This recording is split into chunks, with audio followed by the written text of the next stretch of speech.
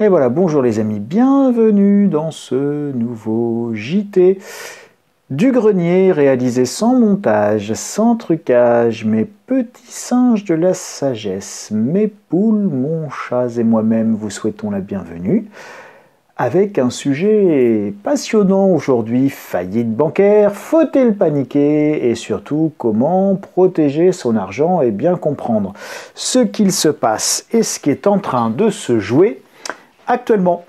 Coucou, salut tout le monde. Allez, venez, on va aller regarder ça tous ensemble. Vous êtes sans doute pas passé à côté de ce qu'il vient de se passer avec le crédit, avec la SVB, la Silicon Valley Bank, avec la First Republic, avec la Signature Bank qui est également tombée, qui est allée au tapis, ou encore avec le Crédit Suisse qui a mis le feu aux poudres la semaine dernière, enfin la semaine qui vient de se terminer, et qui a entraîné avec les inquiétudes liées au Crédit Suisse, les banques européennes et françaises en particulier avec des chutes importantes pour la BNP, Société Générale ou le Crédit Agricole. BNP, Société Générale, perdant plus de 10% à la bourse de Paris. Alors, faillite des banques, faut-il paniquer ? Et comment protéger son argent ? Alors la réponse, elle est simple, faut-il paniquer ? Pas forcément, et je vais vous expliquer pourquoi. Cela dit, la situation est sérieuse et il y a des moyens de protéger son argent. Encore une fois, on espère toujours le meilleur, on se prépare au pire, tout en sachant qu'on prend des décisions du type face je gagne et pile je ne perds rien. C'est les meilleures décisions possibles en termes patrimonial.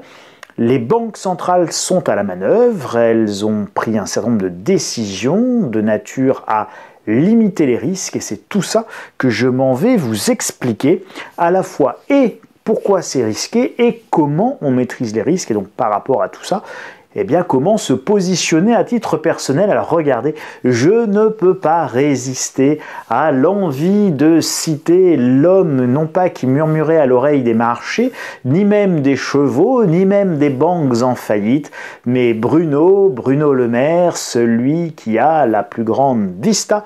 Il n'y a pas à dire, le type, il lit dans une boule de cristal. Donc, le 13 mars, Bruno Le Maire a dit à propos de la faillite de SVB, « Je ne vois pas de risque de contagion ».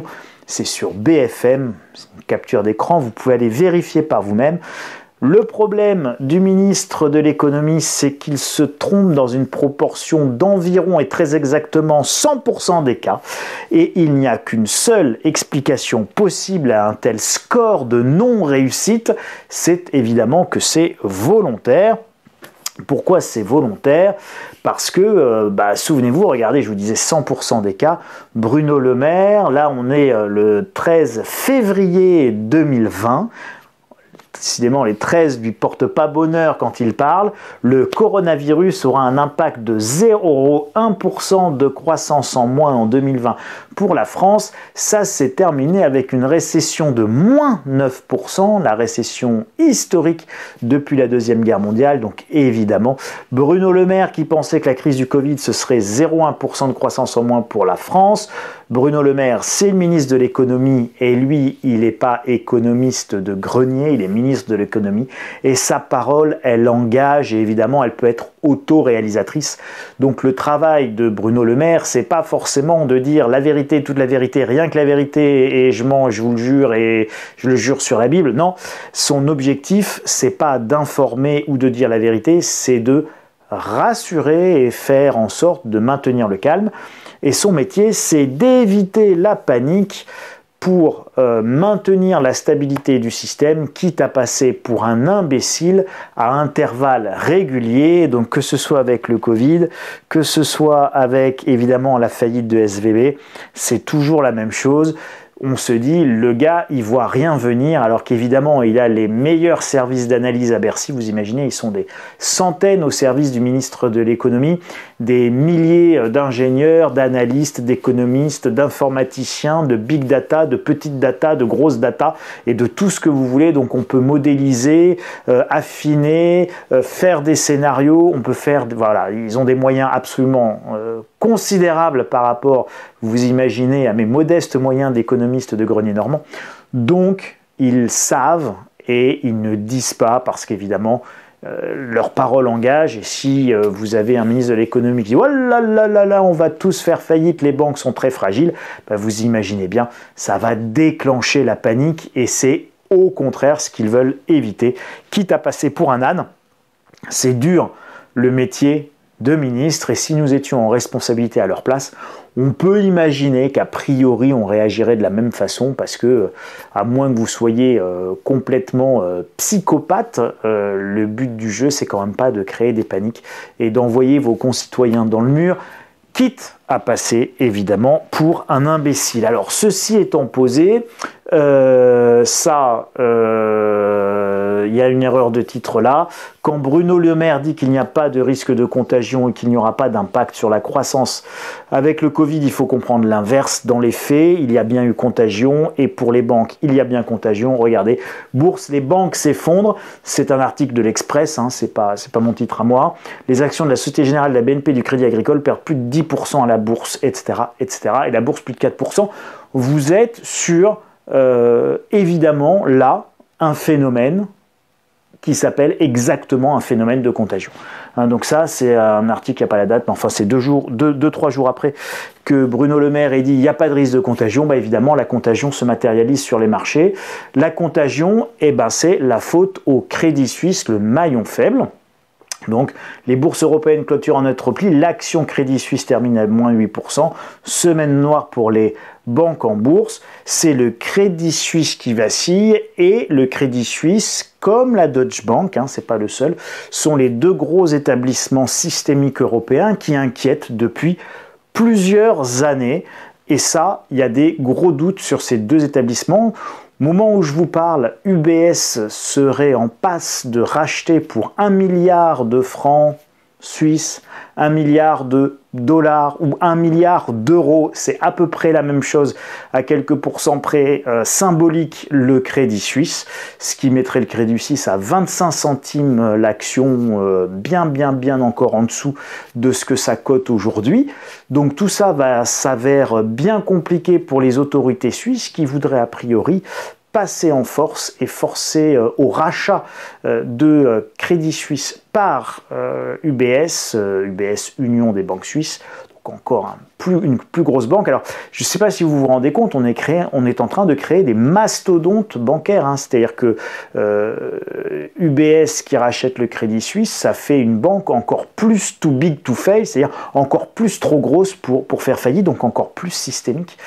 Donc évidemment, on devrait plutôt faire l'inverse partout dans le monde, mais dans la panique, bien évidemment, on part au plus pressé, et le plus pressé, c'est de faire racheter celui qui va pas bien par le plus gros possible, et filer des sous au plus gros pour qu'il calme tout ça et assainir à court terme le système bancaire.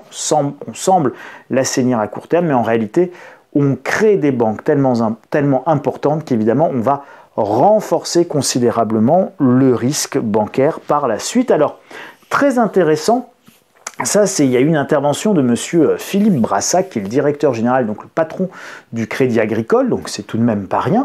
Et en plus d'être le patron du Crédit Agricole, il est accessoirement le président de la Fédération française des banques. Et il a dit sur France Inter, de manière très sérieuse, très docte, très technique, n'est-ce pas, évidemment, voilà. Il a dit « Il n'y a aucun mécanisme de contagion possible entre les événements que nous constatons et les banques françaises. » Waouh, heureusement que le type est directeur général du Crédit Agricole et président de la Fédération française des banques, parce que c'est quand même deux postes sacrément importants. Et il n'y a aucun mécanisme de contagion possible entre les événements que nous constatons et les banques françaises. Alors, c'est à la fois vrai et totalement faux.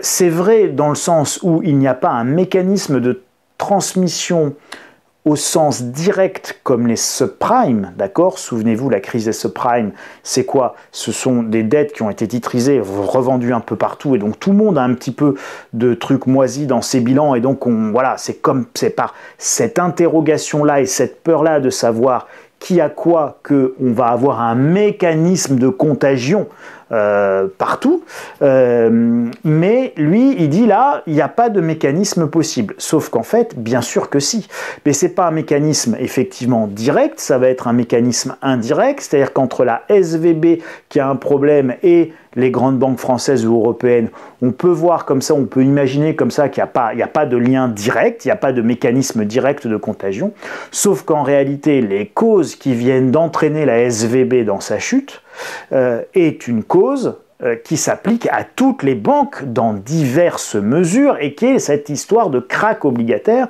où comme les banques elles sont censées mettre tous leurs fonds propres dans des obligations et que ces obligations elles perdent de la valeur parce qu'il y a un krach obligataire, parce qu'on a monté les taux et que c'était des obligations qui venaient d'une époque de taux d'intérêt très bas voire négatifs, donc elles valent rien, enfin, en tout cas pas rien, mais elles perdent beaucoup de valeur dans cette hausse des taux décidée par la Banque centrale, eh bien potentiellement toutes les grandes banques, toutes les banques d'ailleurs, grandes ou petites, sont concernées par le même phénomène de remontée des taux à travers la planète. Et lui va dire les banques françaises sont très solides en raison de la régulation. C'est vrai. La régulation en Europe, on a Bâle 3 et avec Bâle 3, on a une régulation qui est plus forte, qui est plus stricte et qui a renforcé un certain nombre d'exigences de fonds propres, de réserves, des règles prudentielles renforcées, etc. Ça, c'est vrai. Voilà. Est-ce que c'est parfait? Non, évidemment. Et on va découvrir à l'occasion de cette crise qu'évidemment, on est très très loin d'une régulation parfaite. Ça ne veut pas dire que ça va être la fin du monde, loin de là. Les autorités agiront et puis on fera sans doute de nouvelles normes et de nouvelles régulations. Mais ça, c'est un autre sujet. Et donc, M. Brassac rajoute des exigences de gestion du risque du taux en France, lorsque vous êtes soumis à Bâle 3, vous êtes obligé d'asset swapper, vos portefeuilles sont immunes du risque de taux. Cette régulation qui s'applique en Europe, 450 banques l'appliquent contre seulement 13 aux États-Unis, c'est vrai aussi. Sauf que maintenant, on va traduire un petit peu ce qu'il dit, parce que là, voilà, on sort un truc technique que personne ne comprend. Asset swapper son portefeuille pour le rendre immune du risque de taux. Faut être directeur général du Crédit Agricole et président de la Fédération française bancaire pour être capable de penser de manière aussi brillantissime que ça. Sauf que derrière tous ces termes très compliqués se cache une réalité qui est à la fois très simple et pas très rassurante en réalité. Qu'est-ce qu'il dit? Il dit, en gros, rassurez-vous, les banques qui détiennent des obligations qui perdraient de la valeur avec la remontée des taux, ne peuvent pas perdre de valeur puisque en France, avec Bâle 3, on est obligé d'asset swapper, c'est-à-dire de couvrir ses actifs, couvrir ses obligations contre le risque de baisse. Sauf, et donc du coup, vos portefeuilles obligataires, dans lesquels sont investis la totalité de vos fonds propres et en raison de règles prudentielles et réglementaires qu'on vous impose, les banques sont obligées de mettre leurs fonds propres en obligations, notamment d'État, eh bien, votre portefeuille obligataire, il est immune, il ne risque rien, il est immunisé, il est protégé contre le risque de baisse. Alors, je pense que ça mériterait un débat de fond entre spécialistes sur la réalité de la capacité à swapper réellement, c'est-à-dire à garantir et à couvrir tous les portefeuilles obligataires, parce que c'est quasiment techniquement impossible, ne serait-ce que parce que vous allez transférer le risque ailleurs. Vous allez aller voir une autre banque pour vous demander de vous faire des produits structurés, dérivés pour couvrir votre portefeuille à vous. Mais quand est-ce que vous allez le couvrir, votre portefeuille à vous? Parce que ça coûte beaucoup d'argent de couvrir un portefeuille. Alors, vous allez le couvrir contre quoi? A priori, contre la baisse. Bon. Mais si vous le couvrez contre la baisse, vous n'allez pas gagner d'argent à la hausse, puis ça va vous coûter cher. Puis il y a quelqu'un en face qui va devoir gérer le risque, une contrepartie. Et là, vous ouvrez une petite fenêtre, une petite lucarne sur, vous savez, cet immense marché des produits dérivés sur lequel il vaut mieux vite jeter un petit voile pudique, parce que je vous assure que M. Brassac de la Fédération française des banques, il n'a pas du tout envie qu'on soulève le tapis des produits dérivés, du fonctionnement réel et technique de comment on a fait pour couvrir les milliers de milliards de dollars d'actifs des banques ou des portefeuilles de banques obligataires. C'est quasiment impossible. Allez, on va dire que si on a 20-30% du portefeuille obligataire qui est couvert, ça serait déjà pas mal. Et encore, quand est-ce qu'on le couvre? Quand est-ce qu'on se protège? Les banques centrales disaient on ne va pas monter les taux. Donc SVB n'est pas allé chercher de la couverture. Et puis, il n'y a pas de risque de taux et il n'y a pas de risque sur vos obligations si vous allez jusqu'au bout en fait, puisque vos obligations, à moins qu'il y ait défaillance de l'État concerné, vos obligations vont vous être remboursées au nominal, c'est-à-dire au prix de l'émission.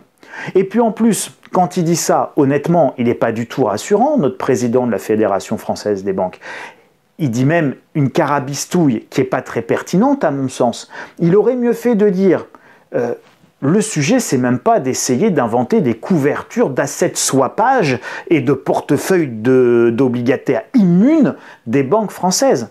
La réalité, c'est de dire quoi? Quelque chose d'infiniment plus rassurant à mon sens, qui est que lorsque la Banque centrale américaine dit « je vais récupérer et je prends en pension toutes vos obligations à leur valeur initiale, à leur valeur nominale, et je vous donne la liquidité en échange. Pas besoin d'aller la vendre sur le marché, pas besoin de constater votre perte, laissez venir à moi toutes vos petites obligations bien moisies et bien pourries qui sont en perte, et je vous avance l'argent comme si elles ne perdaient pas un seul centime, un seul dollar, un seul euro. » Donc ça, c'est beaucoup plus rassurant. Ça veut dire qu'en fait, maintenant, n'importe quelle banque qui a un problème et qui aurait une perte potentielle sur le marché, eh ben, elle a un problème de liquidité parce que ses clients lui demandent des sous, quelles qu'en soient les raisons, de la confiance, de la peur ou des opérations économiques. Eh bien, la banque, elle prend ses obligations qui sont éventuellement dans ses fonds propres, elles sont techniquement en perte, mais elle les amène à la Banque centrale et la Réserve fédérale américaine donne le bon montant en dollars, donc il n'y a pas de perte, la liquidité est assurée et on verra plus tard ce qu'il se passera et ce qu'on fera, mais en tout cas, sur le court terme, on règle le problème. C'est beaucoup plus rassurant que de partir, à mon sens, dans des explications fumeuses, mais par contre, en réalité, ça c'est vrai, en ce qui concerne en revanche les 450 banques européennes qui appliquent les normes BAL 3 qui sont beaucoup plus strictes que les normes de régulation qu'il y a actuellement aux États-Unis, et ça c'est vrai. Et donc, regardez, l'indice ici des 600 banques qui s'effondre, qui doit perdre 18%, me semble-t-il, il faudrait refaire le calcul, mais on passe de 166 à 144. Partout dans le monde, les banques voient leur cours en bourse s'effondrer, le mouvement est général, et c'est une question de perte de confiance, c'est une question d'incertitude, et c'est une question évidemment d'attente vis-à-vis de la politique monétaire des banques centrales. Les marchés, qu'est-ce qu'ils font là? Ils testent la détermination des banques centrales à régler le problème. Tant que nous, marchés, moi, actionnaire, moi, investisseur, pas moi, Charles, je parle de manière générale, j'illustre, on penserait que les banques centrales ne vont pas intervenir comme il faut, eh bien, on est vendeur, on a peur, il n'y a pas de confiance, il y a trop d'incertitudes, tant que les banques centrales ne sont pas arrivées, n'ont pas dit basiquement ce qu'avait dit Mario Draghi à la belle époque, et ça ne nous rajeunit pas, quand il avait sauvé l'euro à l'été 2011, en prononçant sa fameuse phrase « L'euro est irréversible, je ferai tout ce qu'il faut, whatever it takes, et croyez-moi, ce sera suffisant. » Voilà. Et donc là, waouh, ok, il va faire tout ce qu'il faut, il mettra tout ce qu'il faut, et croyons-le, ça sera suffisant. Et là, il a commencé à ouvrir les vannes des sous et de la création monétaire, et donc évidemment, il a fait preuve de détermination, et une banque centrale déterminée, c'est une banque centrale qui donne des sous, beaucoup de sous, encore des sous, toujours plus de sous, de liquidité et de rotative et d'impression monétaire. Ah, les risques sont désormais presque nuls. J'avais envie de vous la citer, celle-là. Vous vous en souvenez, Agnès Buzyn, vous allez sur BFM, vous pourrez revoir la vidéo, c'est génial. Vous tapez ça, coronavirus en France. Les risques de propagation du virus dans la population sont très faibles selon Agnès Buzyn. On est le 24 janvier 2020, 2 mois après, on va être confiné.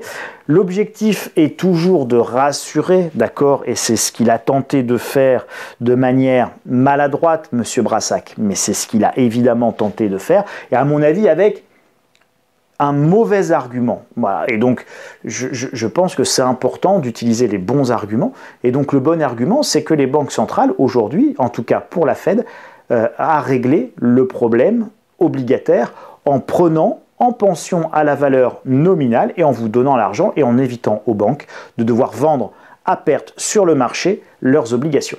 Donc le problème à court terme, il est complètement réglé, vous n'avez aucune crainte à avoir aujourd'hui sur les fonds propres, c'est réglé par la Fed aux États-Unis. Pour la BCE, c'est un autre sujet, parce que ce n'est pas réglé pour le moment. Et c'est ça que la BCE va devoir régler, elle aussi. Et c'est pour ça que les banques françaises, elles dévissent. Parce que la Banque européenne, pour le moment, la Banque Centrale Européenne et Christine Lagarde n'ont pas dit oui, laissez venir à moi vos petites obligations qui ne valent plus rien. Comme Jésus aurait dit, laissez venir à moi les petits-enfants. Mais la BCE l'a toujours pas dit. Et donc la BCE va-t-elle le faire? That is the question. Et tant que la question elle n'est pas répondue, et tant que la question elle n'est pas répondue, eh bien évidemment il y a incertitude, il y a volatilité et il y a inquiétude sur le système bancaire européen. Donc l'objectif est toujours de rassurer et il faut comprendre cela pour prendre du recul sur les déclarations publiques pour réellement pouvoir anticiper et prévoir avec lucidité ce qui va se passer. Si vous partez du postulat que 1, on vous dit la vérité et que 2, les médias vous informent, vous ne pouvez pas avoir une bonne vision des choses et donc faire de bonnes anticipations. Et dire cela, c'est absolument pas invoquer quelques théories fumeuses que ce soit. C'est une réalité, c'est logique. On cherche à rassurer. Ici, en réalité, Agnès Buzyn a dit le risque à ce jour est quasiment nul. D'accord? Et 2 mois après, on était totalement confinés. Ne jamais en vouloir aux autorités qui, encore une fois, veulent éviter la panique, ni aux médias qui veulent toujours faire preuve de responsabilité, qui ne veulent pas jeter de l'huile sur le feu, en réalité, quand la situation est grave. D'accord? Donc, l'information est forcément biaisée, les analyses sont forcément pas bonnes. Et donc, forcément, on a l'impression que les autorités ne voient pas les choses venir, mais elles voient les choses venir, elles le savent très bien. Nous, il ne faut pas être dupes quand on fait un travail d'analyse, de réflexion et d'anticipation. Il faut passer au-delà de la volonté des États et des autorités politiques de rassurer, et au-delà de la volonté médiatique de ne pas mettre de l'huile sur le feu, et donc d'agir en responsabilité et en appui des autorités qui ne veulent pas créer la panique. C'est logique, c'est normal, c'est légitime, et encore une fois, on serait à leur place, on ferait sans doute, vraisemblablement, la même chose. Pas avec les mêmes arguments, c'est ce que j'ai essayé de vous dire là. C'est-à-dire que moi, si j'avais été Brassac, le président de la Fédération Française des Banques, je ne serais pas parti dans une explication fumeuse sur des pseudo-couvertures de taux des portefeuilles obligataires où tout le monde est en train de se marrer dans les salles de marché quand il a dit ça, parce que tout le monde sait que c'est assez creux et assez faux. En revanche, le fait que les banques centrales suppriment l'aléa de taux, la possibilité de perte parce qu'elles rachètent, enfin elles ne rachètent pas, elles vous donnent la liquidité en prenant en échange en garantie vos obligations, elles vous donnent la liquidité pour le montant nominal en effaçant les pertes potentielles, ça c'est une vraie mesure qui est réelle et qui dans les faits efface totalement les pertes, assure la liquidité du système et empêche l'insolvabilité par le manque de liquidité. Et ça, c'est une vraie mesure, et c'est incontestable. Parlons donc de l'essentiel, les cadavres dans les placards, les squelettes dans les armoires et l'odeur de putréfaction bancaire qui monte et qui se fait sentir parce qu'évidemment tout le système économique est empoisonné par les taux qui étaient négatifs et qui remontent à une telle vitesse qu'évidemment ça va trop vite et trop fort et ça provoque un crack obligataire, 2, des moins-values latentes. Et oui, et nous allons parler de moins-values latentes. Souvenez-vous de ce petit graphique que je vous avais mis la semaine dernière. Hein. Vous savez, on est en 99, on est en 2023, 24 ans de cycle économique vous contemple avec hausse des taux, baisse des actions, baisse des taux, baisse des obligations, baisse des taux, hausse des obligations, montée des taux, baisse des obligations. On est en 2006-2007 avant la crise des subprimes. Puis après on baisse les taux et hop, hausse des obligations. Puis on reste très bas très longtemps. Boum, boum, boum, boum, ça reste très haut. Puis en 2018-2019, on essaye un petit peu de monter les taux, mais ça couine très très vite. Alors baisse des obligations, puis arrive d'abord l'écouinement des marchés. Donc on recommence à baisser les taux, les obligations remontent. Et puis arrive le Covid, etc. Et donc là, on baisse les taux, on se remet en négatif, on se remet totalement à zéro aux États-Unis. Et puis là arrive le cycle de remontée des taux actuel, très violent. Et donc vous voyez le décrochage du marché obligataire aussi plus violent et plus prononcé qu'ici lors de l'explosion de la bulle Internet. On avait monté les taux pour faire exploser la bulle Internet en 2000, mars 2000. Donc vous voyez ce graphique qui vous raconte à travers les baisses des obligations, décidément, à travers les baisses des obligations, toutes les hausses de taux et toute l'histoire des cycles de taux et de resserrement monétaire depuis 24 ans. D'accord? Donc c'est un graphique absolument passionnant. Donc quand les taux remontent, les obligations qui rapportent moins voient leur valeur baisser pour que le rendement s'ajuste au nouveau taux. C'est ce que l'on appelle un krach obligataire. C'était ce que je vous expliquais la semaine dernière. Vous avez la même chose ici sur le 10 ans, d'accord? Donc ça, ce sont les obligations à 10 ans. Vous avez évidemment le même phénomène, 99, 2023, simplement vous voyez que vous avez un phénomène extrêmement marqué, prononcé. On est dans un cycle de resserrement de taux d'intérêt qui est extrêmement fort, violent, trop vite, trop haut, c'était ce que je vous disais tout à l'heure. Et donc on va vous parler de qu'est-ce que c'est, enfin je vais vous parler de qu'est-ce que c'est qu'une perte non réalisée, unrealized losses. Vous apprécierez mon accent anglais. Unrealized losses, c'est les moins-values latentes ou les pertes non réalisées, on va dire plutôt non comptabilisées, non prises en compte. Qu'est-ce qu'une perte non réalisée? Une perte non réalisée est une perte théorique qui résulte de la détention d'un actif dont le prix a diminué, mais pas encore de sa vente et de la réalisation de la perte. C'est une moins-value qui est latente. Techniquement, j'ai dans mon portefeuille, j'avais acheté 100 euros. Bah tiens, prenons votre maison. Vous aviez acheté votre maison 100 000 euros, mais le prix de l'immobilier a baissé. Votre maison vaut théoriquement plus que 80 000 euros, mais tant qu'on n'a pas vendu, on n'a pas perdu. Donc, vous avez une moins-value latente, une unrealized losses, une perte non réalisée de 20 000 euros. Mais tant que vous n'avez pas vendu, vous n'avez pas extériorisé, vous n'avez pas matérialisé cette perte. C'est pour ça qu'on parle d'une perte théorique. Un investisseur peut préférer laisser une perte non réalisée dans l'espoir que le prix de l'actif finira par se redresser, atteignant ainsi au moins le seuil de rentabilité ou affichant un bénéfice plus ou moins important, voire même parfois marginal. Vous avez toujours votre maison. En théorie, elle vaut 100 000 euros. Enfin, vous l'aviez acheté 100 000 euros, elle ne vaut plus qu'en théorie que 80 000 euros, vous avez 20% de baisse. Eh bien, vous allez rester dans votre maison et refuser de déménager et refuser de la vendre tant que vous ne retrouvez pas votre prix d'achat, c'est-à-dire au moins 100 000 euros. Et puis, comme vous aviez payé 10 000 euros de frais de notaire, eh bien, vous voulez plutôt la vendre à partir de 110 000 euros. Comme en plus, il va falloir mettre la commission de l'agent immobilier, eh bien vous êtes vendeur à 115 000 euros, mais certainement pas à 80 000.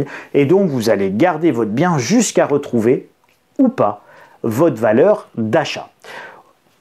Bon, ça, aux fins d'impôts, machin, etc., on s'en fiche. Ça, c'est des questions fiscales.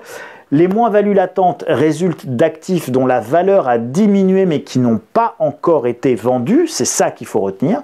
Les pertes non réalisées se transforment en pertes réalisées lorsque l'actif qui a perdu de la valeur est vendu. Et c'est parce que SVB a dû vendre ses obligations qu'elle a été obligée de constater 1,2 milliard, je crois, de pertes. Et donc, ça a provoqué sa faillite.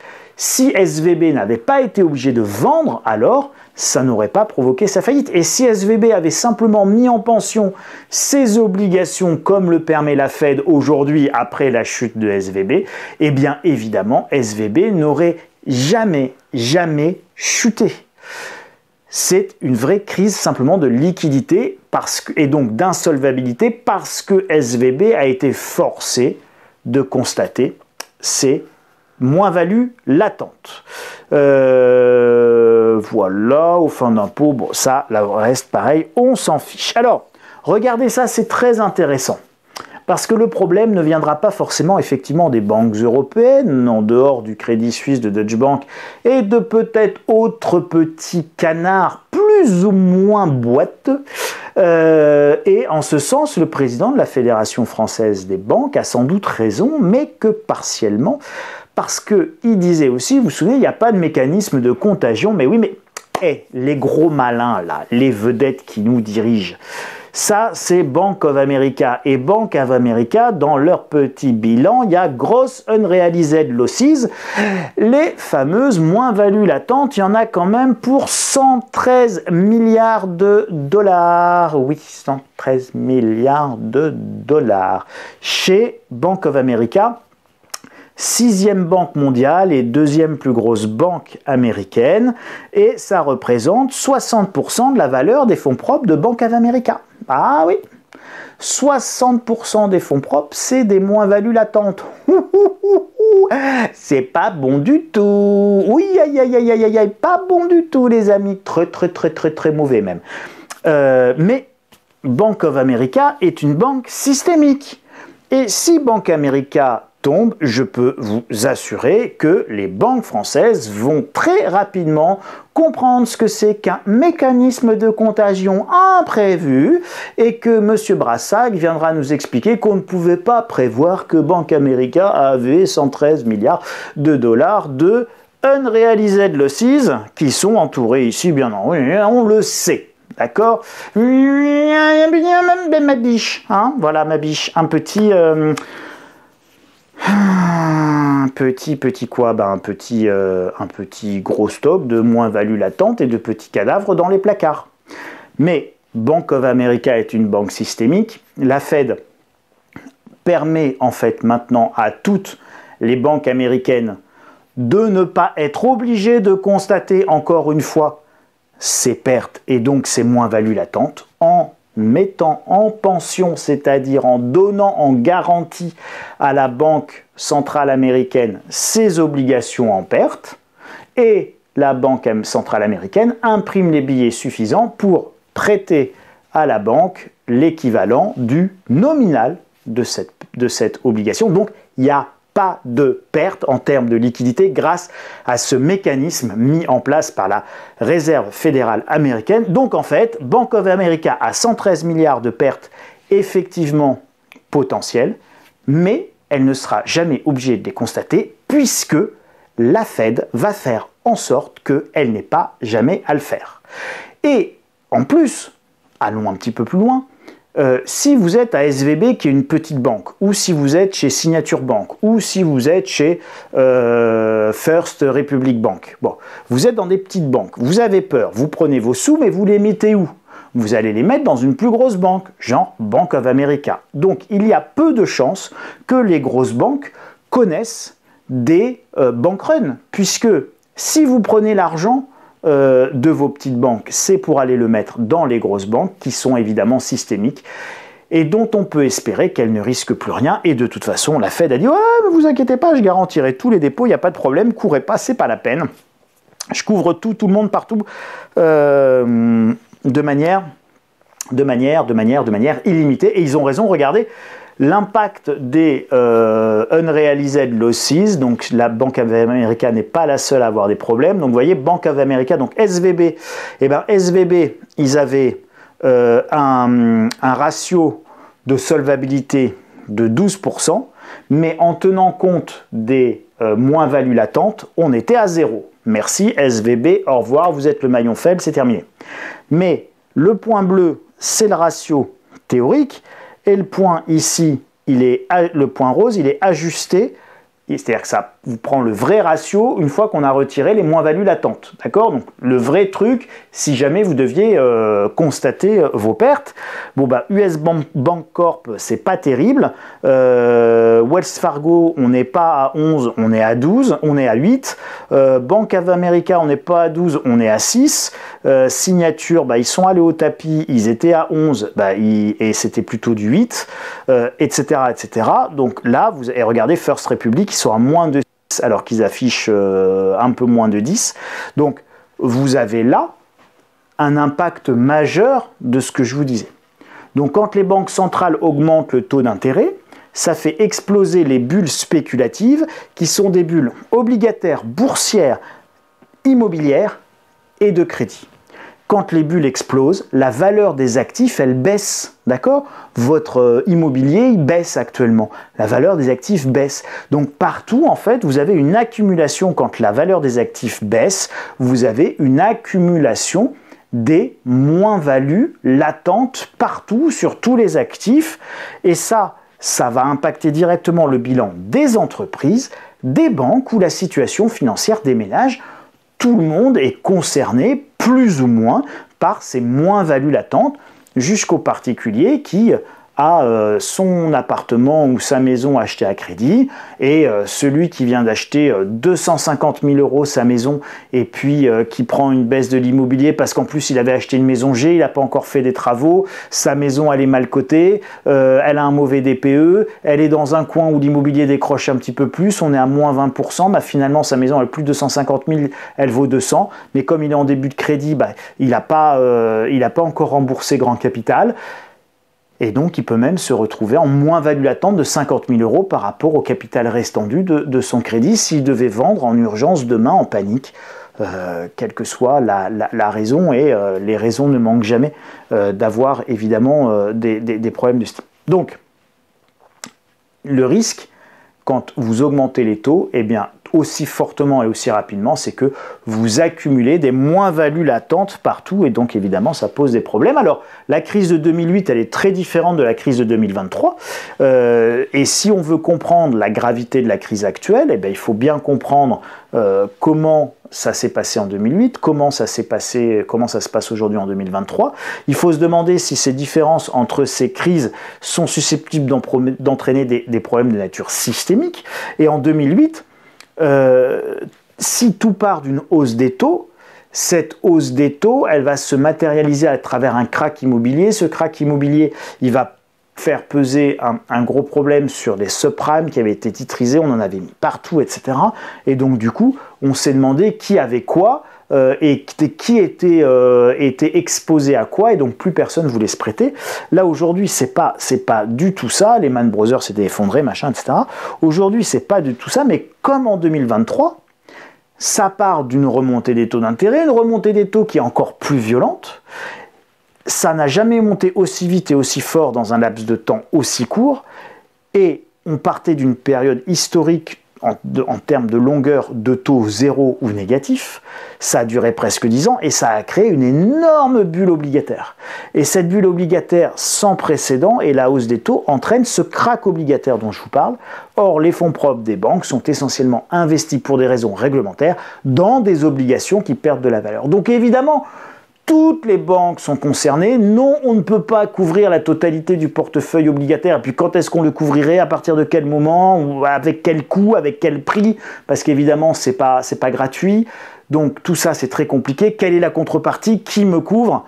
Comment celui qui me couvre se protège lui-même de la couverture qu'il me donne, etc. Donc tout ça est très compliqué. Encore une fois, on ouvre la petite lucarne des 600 ou 700 000 milliards de dollars de produits dérivés en notionnel, etc. Donc tout ça est très compliqué et personne est réellement capable de vous donner le risque final total et précis. Donc, toutes les banques sont potentiellement impactées par, évidemment, cette remontée des taux d'intérêt. Les États aussi, les amis.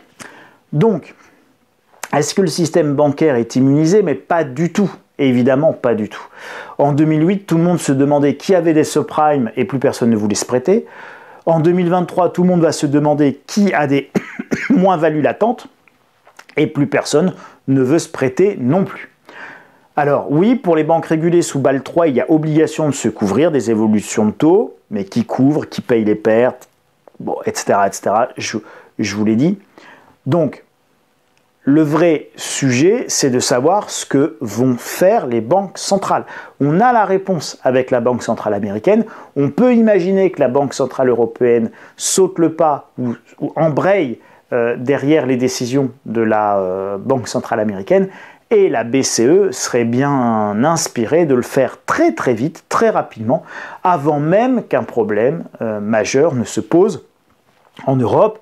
Aujourd'hui, l'attention est focalisée sur le Crédit Suisse. Une fois que le problème du Crédit Suisse sera réglé, il n'est pas du tout impossible que l'attention se porte brutalement sur la Deutsche Bank ou sur une autre banque de la zone euro qui, elle, susciterait un certain nombre d'inquiétudes et qu'on se retrouve avec une crise. Et là, il faudra bien que la BCE sorte du bois et dise « Ah ben, vous inquiétez pas, je vous accorde mon parapluie, ma protection, vous n'aurez pas à constater vos moins-values latentes qui menacent la totalité du système bancaire. Vous devez bien comprendre, le système bancaire est menacé par les moins-values latentes. Si les banques centrales apportent une solution à ces moins-values latentes, alors elles font supprimer le problème et donc on retire le caractère systémique et potentiellement dévastateur de la crise. C'est ça qu'on appelle régler une crise. Alors certains diront, oui, c'est pas bien, on sauve encore les banques, machin. Oui, mais je vous assure, on n'a pas le choix et il vaut mieux sauver les banques que laisser tout s'effondrer. Alors, va-t-on connaître une nouvelle crise bancaire avec une série de paniques? Eh bien, encore une fois, tout va dépendre de la manière dont les autorités vont gérer la situation. C'était ce que je vous disais la semaine dernière. D'accord? Et donc ça, qu'est-ce qui s'est passé en une semaine? Eh bien, la Fed est intervenue massivement pour sauver le système bancaire américain en achetant à la valeur d'émission les obligations qui ont perdu de la valeur pour éviter aux banques de devoir constater les fameuses unrealized losses, ces moins-values latentes qui pourrissent aujourd'hui le bilan des banques. La BNS, qui est la Banque nationale suisse, qui est la Banque centrale suisse, la Fed suisse ou la BCE de Suisse, elle est intervenue pour prêter en urgence 54 milliards de francs suisses au Crédit Suisse pour qu'il passe la semaine, qu'il n'y ait pas de problème de liquidité, qu'il puisse faire face à tous les retraits et éviter un emballement de la crise, tout en sachant qu'au moment où j'enregistre, eh bien, vous avez des discussions extrêmement poussées entre le Crédit Suisse et UBS et la Banque nationale suisse pour réussir évidemment à trouver une solution et éteindre définitivement l'incendie. La BCE a encore augmenté de 0,5 les taux d'intérêt en Europe, ce qui est une bêtise, mais ne pas le faire aurait été encore pire parce que ça aurait montré au marché que la situation était très très grave, tellement grave qu'en urgence, la BCE devait revoir toute sa politique monétaire et que c'était dramatique. Donc en fait, la BCE, techniquement, économiquement, monétairement parlant, fait une bêtise en augmentant les taux, puisque c'est la hausse des taux qui provoque ce problème, mais ne pas le faire provoquerait une panique qui provoquerait des problèmes plus important que de ne pas le faire. Voilà, c'est de la psychologie de marché, comme on dit. Donc pour le moment, les autorités économiques et monétaires interviennent massivement aux États-Unis pour éviter les pertes. C'est une excellente nouvelle, car l'effondrement systémique, c'est pas franchement une option. Tant que les supermarchés marchent, c'est mieux. Tant que les trains roulent, c'est mieux. Tant que les voitures roulent, c'est mieux. Tant qu'on peut travailler, c'est mieux. Et tant que la vie continue comme avant, c'est quand même nettement mieux. Vous imaginez un petit peu le système bancaire qui explose, tous les flux qui s'arrêtent, toutes les transactions financières et économiques qui cessent. C'est une évidente catastrophe. L'éviter, c'est pas forcément évidemment une option, peu importe que ce soit juste, peu importe qu'il y ait ou pas l'aléa moral pour les vilains ou les méchants banquiers, c'est pas le sujet. On a tous plus à perdre avec un effondrement systémique évidemment qu'avec le fait de sauver de manière immorale ou amorale quelques vilains banquiers qui auraient bien mérité d'être roulés dans du goudron, entourés de plumes et traînés en place publique pour être jetés à la vindicte d'une population en délire et en colère qui jetterait des cailloux à ces méchants personnages. Non, je vous assure, vaut mieux que tout ne s'effondre pas. Ça serait plus sympathique pour nous tous. Alors, que va-t-il se passer? Eh bien, c'est assez simple finalement. Si les banques centrales interviennent pour contrer les effets de la hausse des taux, cela veut dire qu'elles vont contrer les effets souhaités de la hausse des taux. Ah oui, ça va entraîner des conséquences. C'est le poisson qui se mord la queue, j'allais dire le poison, un lapsus presque révélateur, et le monde entier qui va se poser la question suivante, qui est fondamentale. Peut-on augmenter les taux durablement et significativement sans créer un effondrement systémique et global? Eh ouais. Et la réponse, évidemment, c'est non. La question, elle est très très vite répondue. On peut pas. On ne peut pas augmenter durablement et significativement les taux sans provoquer des très très très forts couinements. Cela veut dire que si les taux ne peuvent pas être durablement et significativement augmentés, eh bien, tout ce qui ne monte plus finit par redescendre. C'est la dure loi de la gravité qui s'applique pas seulement aux pommes que Newton prend sur la tête, mais aussi au marché financier. Et s'il diminue, c'est évidemment l'emballement, quelque part, de l'inflation qu'on était censé maîtriser et conjurer avec cette hausse des taux d'intérêt. Alors, sauver les banques, c'est évidemment pas anodin. Oui, il y a des risques d'explosion du système bancaire, mais pour le moment, la Fed veille, ils sont maîtrisés, il va falloir que la BCE rentre dans le jeu. On peut penser qu'elle le fera, mais ça va être en retard, les Allemands ne seront pas d'accord, les Pays-Bas vont couiner, les Français vont hurler, les Espagnols et les Italiens vont déprimer, les Grecs vont se révolter, etc., etc. Tout ça, on connaît, mais donc la faiblesse politique inquiétante en Europe et l'impuissance potentielle de la BCE pour agir en urgence et très rapidement, ça, c'est un facteur que vous devez surveiller parce que c'est un vrai facteur d'inquiétude. Sauver les banques est indispensable, mais ce n'est pas anodin en termes de conséquences macroéconomiques et de prévisions patrimoniales. Anticiper la suite du cycle monétaire, comment ça va se passer, optimiser la protection de vos avoirs avec le fonds de garantie de dépôt et de résolution et intégrer une protection en or pour vos actifs financiers. C'est des questions qu'il faut évidemment se poser.